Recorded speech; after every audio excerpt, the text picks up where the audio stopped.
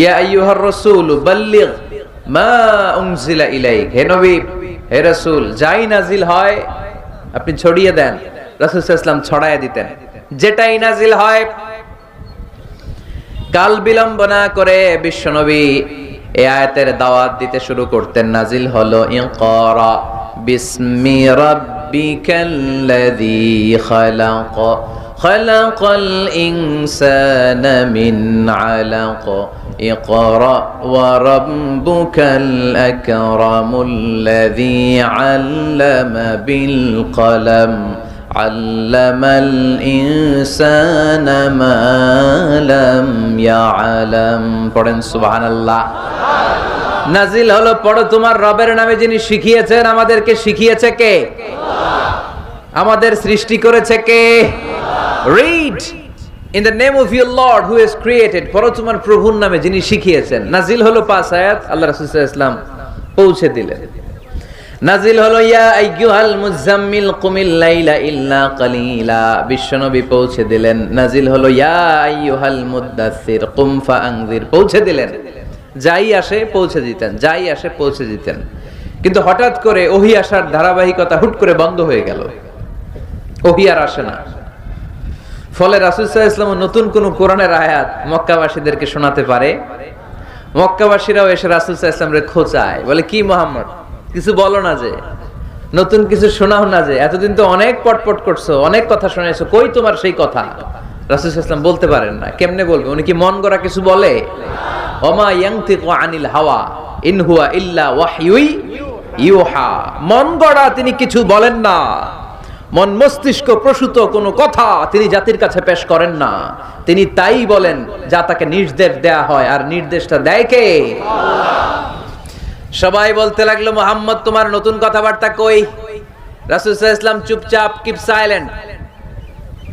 কাফিররা বলতে শুরু করলো ইন্না মুহাম্মাদান ক্বালাহু রাব্বুহু, মুহাম্মাদের রব মুহাম্মদ রে ভুলে গিয়েছে, মুহাম্মাদের রব মুহাম্মদ রে বর্জন করেছে। তাই তো নতুন কিছু আসে না। মুহাম্মদ তোমার দিন শেষ, তোমার কাছে আর আসবে না ওহী। রাসূল সাল্লাল্লাহু আলাইহি ওয়াসাল্লাম খুব টেনশন শুরু করে দিলেন। আবু লাহাবের স্ত্রী উম্মে জামিল বলতে শুরু করলো ইন্না শাইতানাকা কাদ তারাকাক, হে মুহাম্মদ তোমার শয়তান তোমারে তরক করছে। নাউজুবিল্লাহ পড়েন। শয়তান দ্বারা উম্মে জামিল সাইয়েদনা জিবরাইল আলাইহিস সালামকে বুঝিয়েছেন। তিনি বুঝিয়েছেন যে মুহাম্মদ জিবরাইল তোমার কাছে আসে না, শেষ, তোমার দিন শেষ, তোমার খেলা শেষ, আর আসবে না। রাসূল সাল্লাল্লাহু আলাইহি ওয়াসাল্লাম নিজেও ভয় পেয়ে গেলেন। ঘটনা কি? আমার কোনো ভুল হচ্ছে না তো? আমি কোনো অন্যায় করে ফেললাম না তো? আল্লাহ আমার উপর নাখোশ হলেন না তো?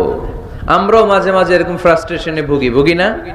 কি রে, আল্লাহ বোধহয় আমারে পছন্দ করে না, এত দোয়া করি আল্লাহ মনে হয় আমার দোয়া কবুল করে না, আল্লাহ মনে হয় আমারে চায় না, আল্লাহ মনে হয় আমারে ভালোবাসে না।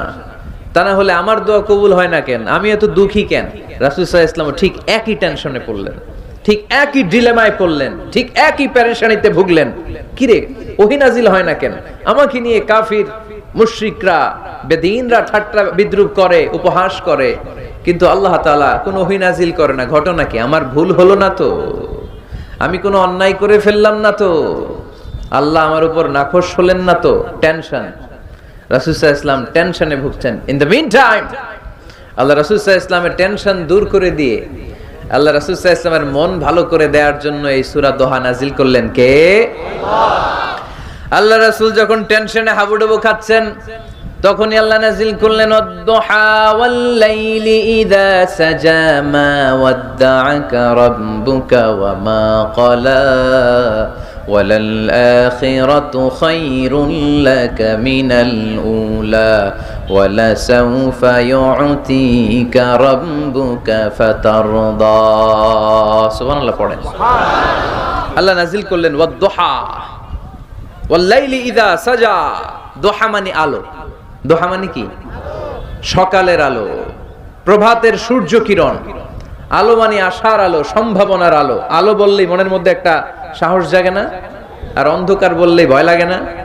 আমাদের ছোট্ট বাচ্চারা বাসার ভিতরে অন্ধকার হইলে ভয় পায় না? তার মানে অন্ধকার হচ্ছে ভয়ের প্রতীক, আর আলো হচ্ছে আশার প্রতীক। সুবহানাল্লাহ পড়েন। রাসূল সাল্লাল্লাহু আলাইহি ওয়াসাল্লামকে সান্ত্বনা দেওয়ার জন্য আল্লাহ দুইটা শপথ করলেন। চিল্লায় বলতে হবে কয়টা? এক হচ্ছে আলোর শপথ, আরেক হচ্ছে অন্ধকারের শপথ। এক হচ্ছে, আরেক হচ্ছে ওয়াদ-দুহা, দোহার শপথ, প্রভাতের সূর্য কিরণের শপথ।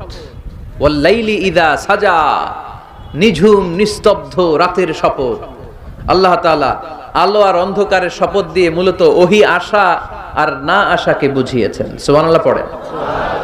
আলোকে আল্লাহ তাআলা ওহীর উপস্থিতির সাথে তুলনা করেছেন, অন্ধকারকে রব্বুল আলামিন এই সূরার মধ্যে ওহীর অনুপস্থিতিকে বুঝিয়েছেন। আল্লাহ বুঝাতে চাইলেন, নবী আমি আপনারে ভুলি নাই। কেমন করে আমি আপনারে ভুলি? আপনি আমার হাবিব, ঠিক কি না? আপনি আমার খলিল না, আপনি আমার হাবিব। খলিল মানেও বন্ধু, হাবিব মানেও বন্ধু। ইব্রাহিম আলাইহিস সালাম ছিলেন খলিল, আর আল্লাহ রাসূল ছিলেন হাবিব। খলিলও বন্ধু, হাবিবও বন্ধু, কিন্তু খলিল মানে এমন বন্ধু যেই বন্ধু আল্লাহরে খুশি করার জন্য কাজ করে, আর হাবিব মানে এমন বন্ধু যেই বন্ধুরে খুশি রাখার জন্য আল্লাহ নিজেই কাজ করে। কি কাজ করলেন হাবিবরে খুশি রাখার জন্য? আজকে সব আমরা শুনবো। আল্লাহ বললেন ওয়াদ-দুহা ওয়াল-লাইলি ইযা সাজা, আলোর শপথ, অন্ধকারের শপথ। দোহা মানে আলো, প্রভাতের আলো। আলো দিয়ে আল্লাহ বুঝাইলেন এটা হচ্ছে ওহী।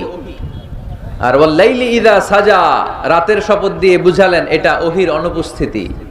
আল্লাহ বুঝাতে চাইলেন, নবী ওহী আসা না আসা দুইটাই আপনার জন্য দরকার। আমি আপনারে ভুলি নাই, আমি আপনারে বর্জন করি নাই, অসম্ভব। আমি আপনার উপর গোসা হই নাই, রাগ হই নাই। আমি ইচ্ছা করেই আপনার একটু বিশ্রামের সুযোগ দেওয়ার জন্য ইচ্ছা করে ওহী পাঠানো বন্ধ রেখেছি। কারণ ওহী রিসিভ করা সাধারণ কোনো বিষয় না। আল্লাহ বলেন ইন্না সানুলকি আলাইকা কওলান সাকিলা, ও নবী এটা একটা ভারী বাণী, এটা শক্তিশালী বাণী, এটা একটা পাওয়ারফুল মেসেজ। এটা যেন তেন কোনো বাণী নয়। কোরআনের বাণীটা কার? সব সময় যদি নবী আমি ওহী পাঠাই আপনার কষ্ট হয়ে যাবে। আমরা সপ্তাহে সরকারি চাকরি যারা করেন 7 দিনে কাজ করেন কয়দিন? হ্যাঁ 5 দিন। ছুটি কয়দিন? তো পুরা সপ্তাহ 7 দিনে যদি কাজ থাকতো করতে পারতেন? কথা বলেন। আবার 7 দিনে যদি ছুটি থাকতো ভাল লাগতো? আল্লাহ বুঝাতে চাইলেন, নবী লাগাতার যদি ওহী নাজিল করি, এটা রিসিভ করা, এই দাওয়াতটা যথাযোগ্য মর্যাদায় পৌঁছে দেয়া, এটা আপনার জন্য কষ্ট হয়ে যাবে। কারণ ওহী এটা সাধারণ কোনো বাণী নয়। এই বাণীটা কার? আল্লাহ রাসূল যখন ঘোড়ার উপরে কিংবা ওটের উপরে থাকা অবস্থায় কোরআনের আয়াত নাজিল হতো ওনার উপর, কোরআনের ভারে, কোরআনের পাওয়ারে ওটের পা গুলো, ঘোড়ার পা গুলো মরুভূমির বালির মধ্যে দেবে যেত। এত পাওয়ারফুল বাণী। লাউ আনজালনা হাদাল কুরআনা আলা জাবাল লারাআইতাহু খাশিআম মুতাসাদ্দিআম মিন খাশিয়াতিল্লাহ। হে নবী, কোরআনকে আপনার কাছে না পাঠিয়ে পাহাড়ে নাজিল করলে, মাউন্ট এভারেস্টে নাজিল করলে, তুর পাহাড়ে নাজিল করলে, আল্পস পর্বতমালায় নাজিল করলে, আলাস্কা মাউন্টেন রেঞ্জ এটার উপর নাজিল করলে, এই ময়মনসিংহের গারো পাহাড়ের উপর নাজিল করলে, মুহূর্তে এই পাহাড়গুলো ভেঙে চুড়ে চুরমার হয়ে খান খান হয়ে যেত। তার মানে এই বাণীটা কি হালকা না শক্ত? ওটের উপর থাকা অবস্থায় যখন কোরআন নাজিল হতো ওটের পা দেবে যেত। ঘোড়ার উপর থাকা অবস্থায় কোরআন নাজিল হলে ঘোড়া বসে যেত। শীতের রাতে কোরআন নাজিল হলে আম্মাজান আয়েশা বলেন আমরা কম্বল গায়ে দিয়ে কাঁপতাম। ওয়া ইন্না জাবিনাহু লা ইয়াতাফাসসাদু আরাকান, রাসূল সাল্লাল্লাহু আলাইহি ওয়াসাল্লামের দাড়ি আর থুতনি বেয়ে ঝরঝর করে ঘাম ঝরতো। এক সাহাবীর মাথার মধ্যে পা রেখে বিশ্বনবী শুয়ে আছেন। ঘন্টাখানিক শুয়ে থাকলেন। সাহাবী বলে আমার ব্যথা লাগে না। বিশ্বনবী শুয়ে আছেন, হঠাৎ করে বিশ্বনবী ঘুম থেকে জাগলেন, কিন্তু এই সাহাবীর রানের উপর থেকে মাথা তোলেন নাই। ইন দা মিন টাইম কোরআনের আয়াত নাজিল হওয়া শুরু হলো। সাহাবী বলেন 1 ঘন্টা শুয়ে আছে আমি টের পাই না, কিন্তু যখন কোরআনের আয়াত নাজিল হলো মনে হলো উহুদ পাহাড়টা আমার পায়ের উপরে চেপে বসেছে। ঘন্টাখানিক শুয়ে আছে বিশ্বনবী। সাইয়েদনা যায়েদ রাদিয়াল্লাহু তাআলা আনহুর রানের মধ্যে মাথা রেখে, উনি টেরই পাচ্ছেন না, কিন্তু ইন দ্য মিন টাইম হঠাৎ করে সাইয়েদনা জিবরাইল কোরআনের আয়াত নিয়ে আসলেন। বিষ্ণু সাল্লাল্লাহু আলাইহি ওয়াসাল্লাম কোরআনের আয়াত রিসিভ করতে শুরু করলেন। যখনই কোরআনের আয়াত নাজিল হলো সাহাবী বলেন বিশ্বনবীর মাথার ওজনটা এত বেড়ে গেল আমার মনে হচ্ছে মুহূর্তের মধ্যে আমার পায়ের রান ফেটে খান খান হয়ে যাবে। তার মানে এই কোরআনের মধ্যে পাওয়ার আছে না নাই? এটা কি হালকা বাণী না ভারী বাণী? প্রতিদিন যদি এই ভারী ভারী কথা বিশ্বনবীর কাছে রিসিভ হয়, বিশ্বনবী এই ওহীর ভার স্নায়ুতে সহ্য করতে পারবে? আল্লাহ বলেন, নবী আপনার কষ্ট হচ্ছে এটা দেখে আমি ইচ্ছা করে ইন্টেনশনালি ইচ্ছা করে আপনার বিশ্রাম আর রেস্টের ব্যবস্থা রাখার জন্য কয়েকদিন ইচ্ছা করে ওহী নাজিল বন্ধ রেখেছি। কাফিররা বলে আমি আপনারে ভুলে গেছি। নো, নেভার, অসম্ভব। আপনি আমার হাবিব, আপনারে ভুলে যাওয়া আমার পক্ষে অসম্ভব।